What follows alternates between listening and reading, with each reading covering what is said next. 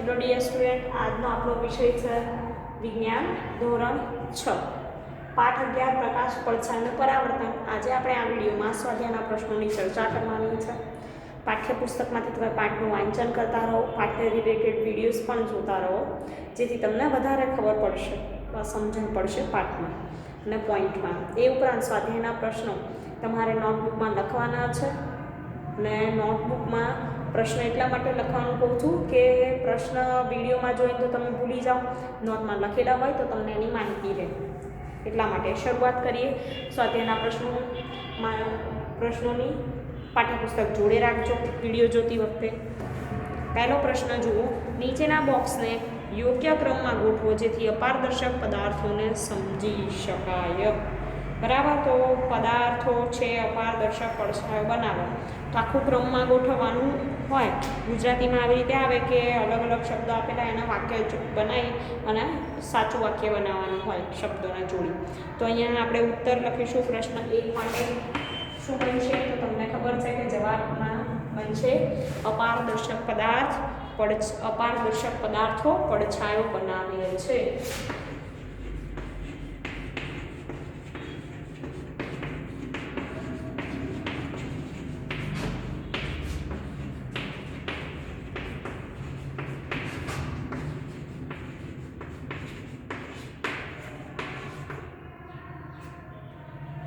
પડછાયો બનાવે છે. ત્યારબાદ સેકન્ડ જુઓ, બીજો પ્રશ્ન. નીચેના પદાર્થોને અપારદર્શક, પારદર્શક કે પારભાષક, પ્રકાશિત કે અપ્રકાશિતમાં વર્ગીકૃત કરો. હવે જોડે આખા આપી દીધા છે બધા નામ. તમારે શું કરવાનું રહેશે? દરેક નામમાંથી જોવાનું, બે ભાગ પાડવાના છે વર્ગીકરણના. પહેલાં અપારદર્શક, પારદર્શક અને પારભાષક, ત્યારબાદ પ્રકાશિત અને અપ્રકાશિતમાં વર્ગીકૃત કરવાના રહેશે. તો આપણે જોઈશું અપારદર્શક, પારદર્શક અને પારભાષક ત્રણમાં આપણે વર્ગીકરણ કરવાનું છે. નામ તમારા ટેક્સ્ટબુકમાં છે એટલે હું બોર્ડ પર લખતી નથી, અહીંયા ભાગ પાડી દઈશ.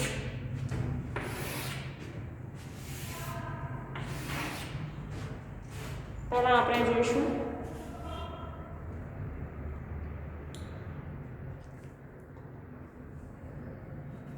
અપારદર્શક, પારદર્શક અને પારભાષક.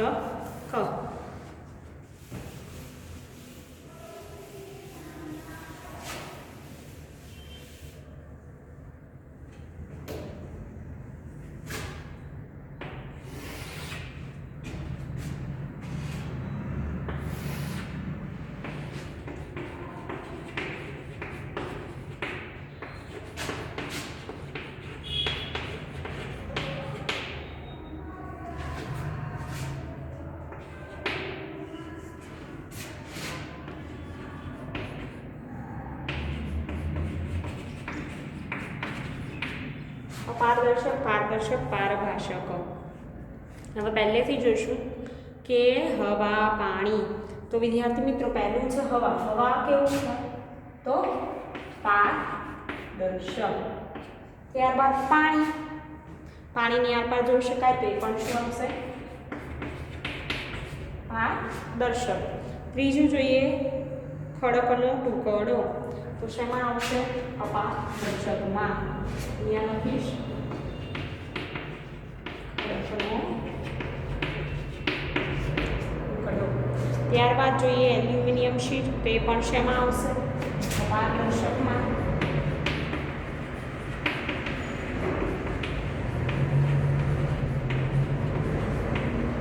કેમ? કારણ કે તેની આરપાર આપણે જોઈ શકતા નથી, એને અપારદર્શક પદાર્થ કહેવાય. જેની આરપાર આપણે સરળતાથી જોઈ શકીએ પારદર્શક, અને જેમાં આરપાર જોઈ શકીએ પણ સ્પષ્ટ નહીં એને કહેવાય પારભાષક પદાર્થ. ત્યારબાદ જુઓ અરીસો. તો અરીસો આપણે મોં દેખાય છે પણ તેની પાછળની બાજુ જોઈ શકતા નથી, તો એ શેમાં આવશે? અપારદર્શકમાં. અહીંયા લખીશ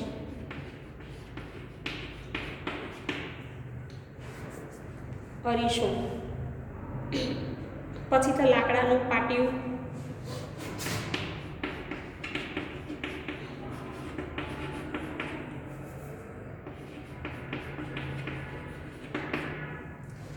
બરાબર.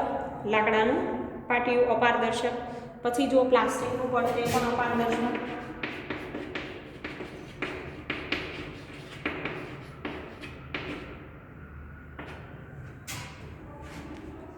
પછી સીડી છે, તો સીડી શેમાં આવશે? અપારદર્શક. ધુમાડો, પ્લાસ્ટિકનું પડ છે. હવે પ્લાસ્ટિક, અમુક પ્લાસ્ટિક કેવા હોય કે ના દેખી શકાય, પણ અમુક પ્લાસ્ટિકની આરપાર જોઈ શકાતું હોય છે. એટલે પ્લાસ્ટિકનું પડ છે ને પારભાષકમાં મૂકીશું આપણે, પારભાષકમાં. ત્યારબાદ જોઈએ આગળ ધુમાડો. તો ધુમાડો શેમાં આવશે? પારભાષક પદાર્થ. બરાબર.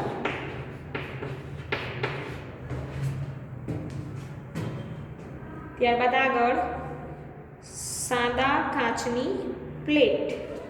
હવે સાદા કાચની પ્લેટ હોય એની આકાર આપણે જોઈ શકીએ.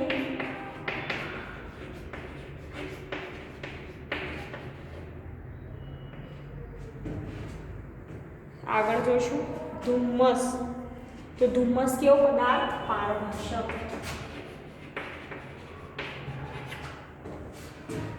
આગળ વાત કરીએ કે લોખંડનો લાલચોળ ટુકડો શેમાં આવશે? અપારદર્શક. કઈ લખી દઈશું લોખંડનો ટુકડો અપારદર્શક પદાર્થ. આગળ જુઓ શું આપ્યું છે? છત્રી. હવે બોલો છત્રી શેમાં આવશે? તો હવે તો બધાને આ ખબર પડી ગઈ કે છત્રી પારદર્શક પદાર્થ છે. આગળ પ્રકાશિત ફ્લોરોસન્ટ ટ્યુબ. હવે પ્રકાશિત ફ્લોરોસન્ટ ટ્યુબ છે એ પણ કેવો પદાર્થ આવશે? અપારદર્શક પદાર્થ.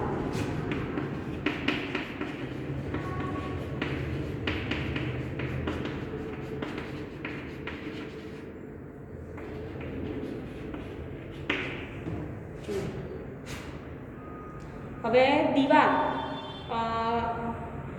છે, તો દીવાલ શેમાં આવશે?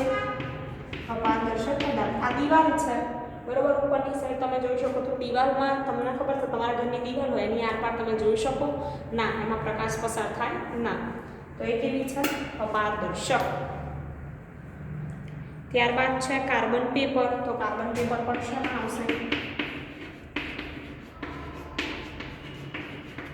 અપારદર્શક પદાર્થમાં.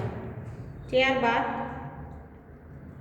ગેસ બર્નરની જ્યોત, એ પણ અપારદર્શક પદાર્થમાં.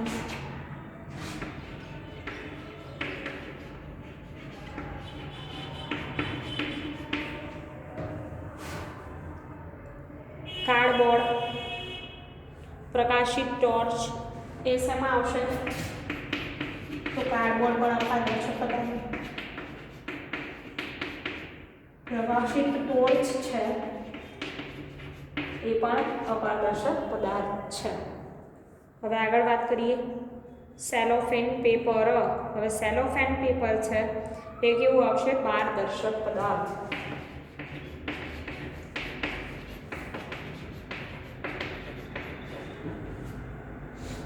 હવે આગળ જોઈએ તારનું ગૂંચળું. તારનું ગૂંચળું પણ શું આવશે?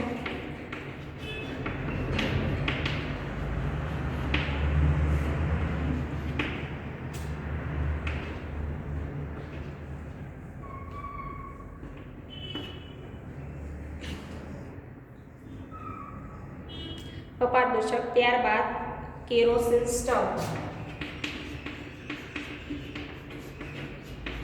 એ પણ કેવો છે? અપારદર્શક પદાર્થ.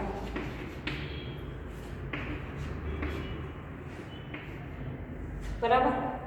આગળ જોઈશું સૂર્ય. તો સૂર્ય કેવો છે? એ પણ અપારદર્શક પદાર્થ. ત્યારબાદ જુઓ આગિયો, ચંદ્ર. તો આગિયો અને ચંદ્ર પણ કેવા છે? અપારદર્શક પદાર્થ છે.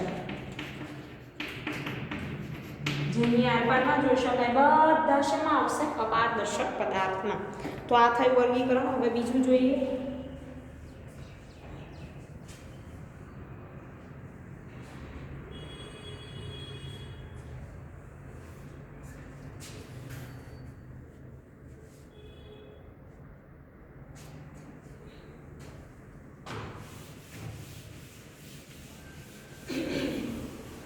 હવે બે ભાગ પડશે, પ્રકાશિત અપ્રકાશિત. આ પદાર્થોને આપણે પ્રકાશિત અપ્રકાશિત ભાગમાં વહેંચવાના છે.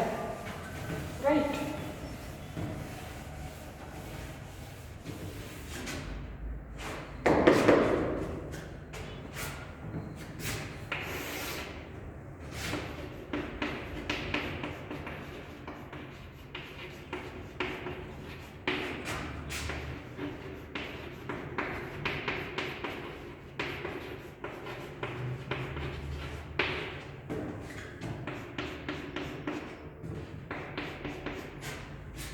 પ્રકાશિત અપ્રકાશિત પદાર્થ. હવે જુઓ કે આપણે જોઈએ હવા પાણી ખડકનો ટુકડો. તો હવા પાણી છે, ખડકનો ટુકડો એ કેવા પદાર્થમાં આવશે? અપ્રકાશિત પદાર્થમાં. અહીંયા લખીશું હવા પાણી ખડકનો ટુકડો. ત્યારબાદ આગળ જોઈશું એલ્યુમિનિયમ શીટ, અરીસો.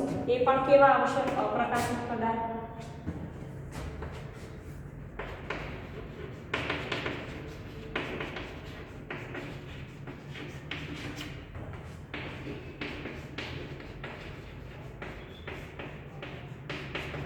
અરીસો.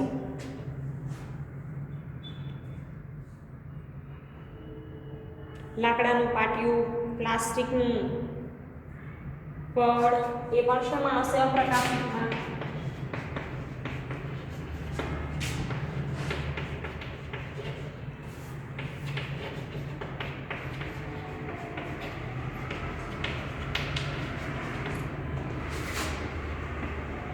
આ બધાની આર મતલબ કે એમાંથી પ્રકાશ ઉત્પન્ન થતો નથી એટલે અપ્રકાશિત પદાર્થ કહેવાય. ત્યારબાદ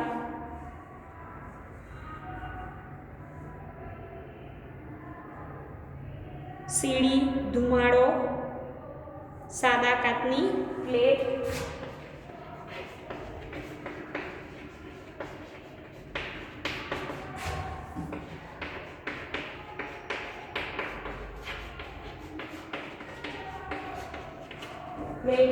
બરાબર. ત્યારબાદ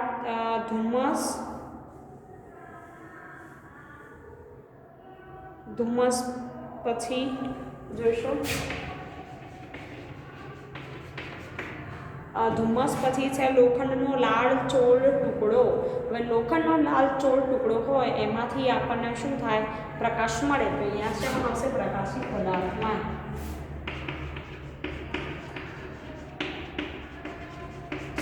લોખંડનો લાલચોળ ટુકડો. ત્યારબાદ આગળ જોઈશું છત્રી. તો છત્રી શેમાં આવશે? અપ્રકાશિત પદાર્થમાં.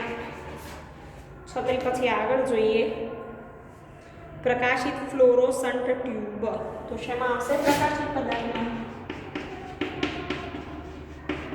પ્રકાશિત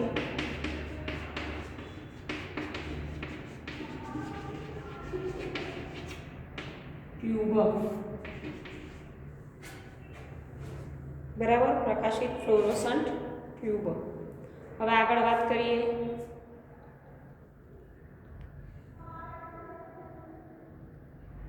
દિવાલ કાર્બન પેપર. દિવાલ કાર્બન પેપર શેમાં આવશે? તો અપ્રકાશિત પદાર્થમાં.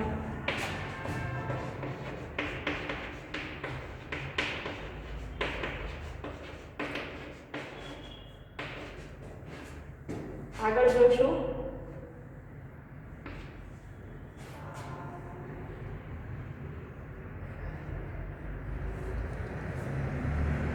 ગેસ બર્નરની જ્યોત. કેવા પદાર્થમાં? પ્રકાશિત પદાર્થ.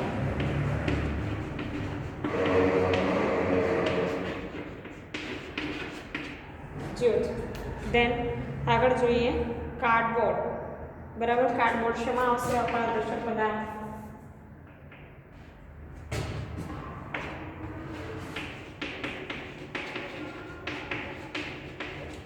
Cardboard, right.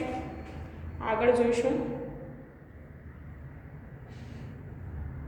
પ્રકાશિત ટોર્ચ. શેમાં આવશે? પ્રકાશિત પદાર્થ.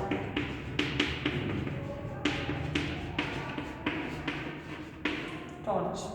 ત્યારબાદ આગળ સેલોફેન પેપર. હવે સેલોફેન પેપર છે એ અપ્રકાશિત પદાર્થ છે.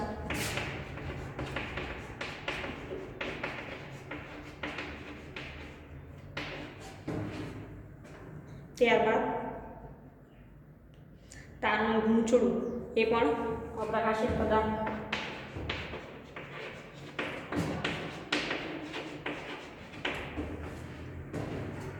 આગળ કેરોસીન સ્ટવ, સૂર્ય આગિયો એ શેમાં આવશે? પ્રકાશિત પદાર્થમાં. બરાબર, એમાંથી પણ પ્રકાશ ઉત્પન્ન થાય છે. કુદરતીના રીતે નથી થતો, કૃત્રિમ રીતે થાય છે, પણ તો થાય.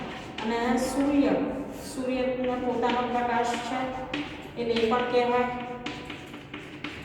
આગિયો પણ, ને ચંદ્ર.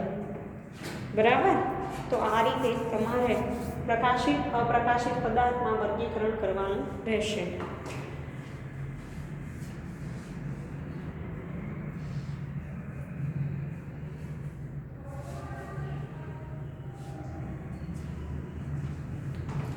આગળ જોઈશું પ્રશ્ન 3.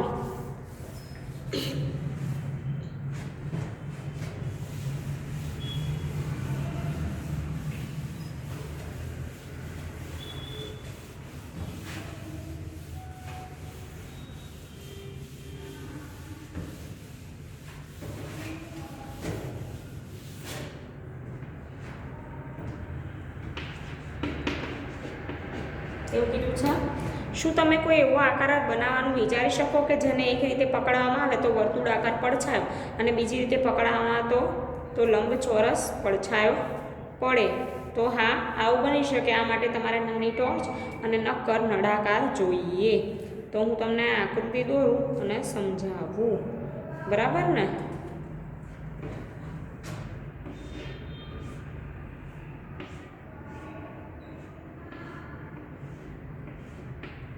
આ છે તમારી ટોર્ચ.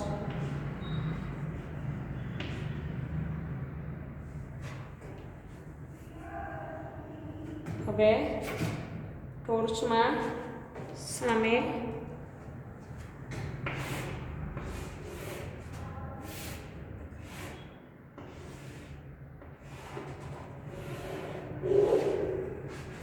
હવે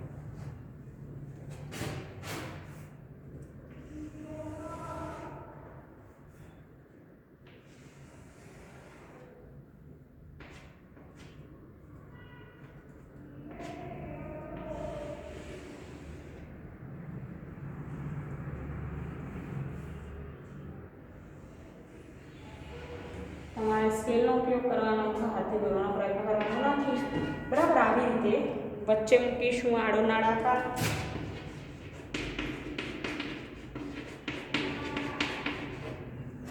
અને વર્તુળાકાર પડછાયો.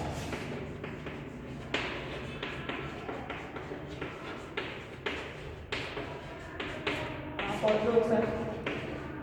હવે તમને પ્રશ્નનો જવાબ સમજાવીશ કે વર્તુળાકાર પડછાયો મેળવવા માટે નાની ટોર્ચ ચાલુ કરી તેની સામે નક્કર નળાકારને આડો પકડી તેનો પડછાયો ભીત કે મોટા કાગળ પર મેળવતા પડછાયો કેવો મળશે? વર્તુળાકાર મળશે. એવી જ રીતે લંબચોરસ પડછાયો મેળવવો હોય વિદ્યાર્થી મિત્રો, તો તમારે લંબચોરસ પડછાયો મેળવવા માટે નાની ટોર્ચ ચાલુ કરીને નળાકાર છે એના ઊભો ગોઠવવાનો અને શિરોલંબ ઊભો રાખી પડછાયો વિવિધ કે મોટા ચોરસ પર મૂકીએ ત્યારે શું થાય કે પડછાયો લંબચોરસ બને છે. હવે અહીંયા હું તમને બીજું આકૃતિ દોરાવું. ચોરસ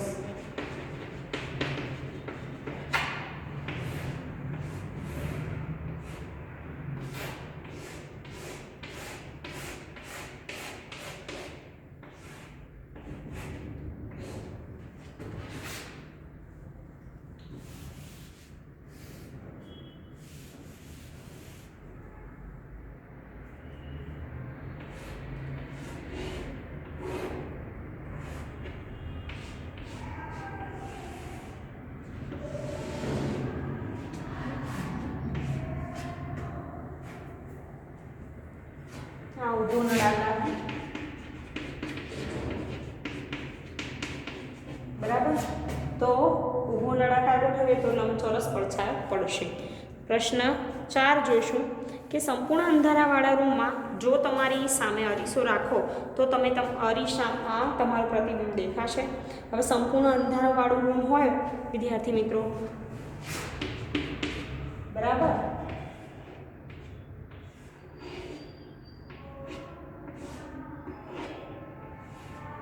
સંપૂર્ણ અંધારાવાળું રૂમ હોય, પ્રશ્ન 4ની વાત છે, તો એમાં ના અરીસામાં પ્રતિબિંબ દેખાશે નહીં.